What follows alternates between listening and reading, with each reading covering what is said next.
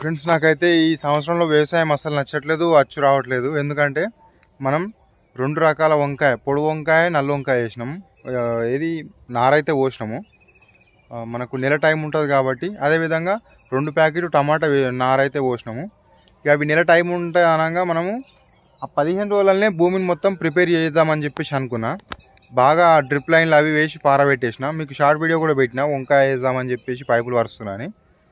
ఎండలనే వర్షి మంచిగా వారబెట్టిన తర్వాత డీప్గా దుందాం అనుకునేసరికి మీకు ఇక్కడ కనిపిస్తుంది కదా, ఈ రేడియేటర్లో చూస్తే వాటర్ ఉన్నట్లే అని చెప్పి మంచిగా చెక్ చేసేసరికి ఈ కొత్తగా కనిపించే పార్ట్ ఇది ఏదైతే ఉందో ఇక్కడ నుంచి ఇదంతా మనకు ఈ రేడియేటర్ నుంచి తీసుకునే వాటర్ పంప్ అన్నమాట. ఇది ఆ పంపు పోయిందంట. మనము మెకానికల్ దగ్గర తీసుకెళ్తే చెప్పారు. ఇక దాన్ని ఇప్పినందుకు మనకి బెల్టులు కూడా ఈ బండితోటి వచ్చినాయి. అందుకోసమే ఈ బెల్టులు కూడా వేయించిన. ఇక మొత్తం ఖర్చు 8,500 వచ్చింది.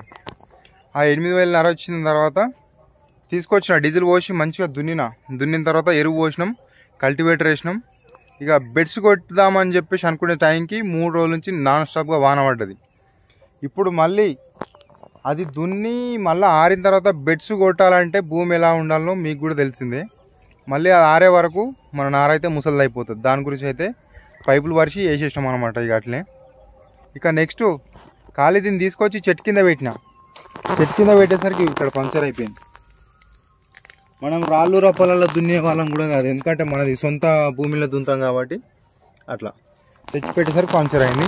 ఇప్పుడు అయితే దీన్ని పంచర్ వేయించుకోసాం.